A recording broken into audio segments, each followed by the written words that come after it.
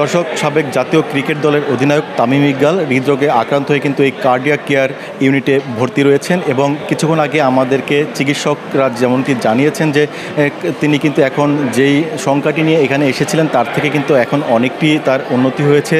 তিনি কিন্তু পরিবার এবং ডাক্তারদের সাথে দু একটি করে কথাও বলছেন। এই বিষয়ে এই প্রতিষ্ঠানটির পরিচালক যিনি রয়েছেন ডাক্তার রাজীব, তার কাছ থেকে আমরা জানবো যে এখন বর্তমানে তামিম ইকবালের কী পরিস্থিতি রয়েছেন এবং কী অবস্থায় তিনি এখানে এসেছিলেন, এখনই বা তার কী অবস্থা। ফর ইউর ইনফরমেশন, আসলে আসছিলেন খুবই ক্রিটিক্যাল অবস্থায় এবং বেশ ইফোর্ট দেওয়া লাগছে ট্রিটমেন্টে, এবং ট্রিটমেন্টের পরে ওনার একটা এনজিওগ্রাম হয়েছে, একটা হার্ট অ্যাটাক ছিল, এনজিওপ্লাস্টি হয়েছে, একটা স্টেন্ট লাগছে। আল্লাহর রহমতে ভালোভাবে করা গেছে।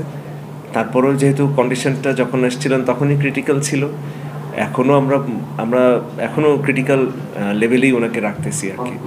অ্যাটলিস্ট 24 to 48 আওয়ার্স অ্যাটলিস্ট লাগে। তো সেখানে আমরা একটু এক্সটেন্ডেড ধরছি, 72 ঘন্টা মনে করেন যে একটু ক্রিটিক্যাল থাকেই আসলে, কার্ডিয়াক পেশেন্ট তো এখনও ক্রিটিক্যাল আছেন, কিন্তু আগের থেকে উনি ইমপ্রুভ করছেন।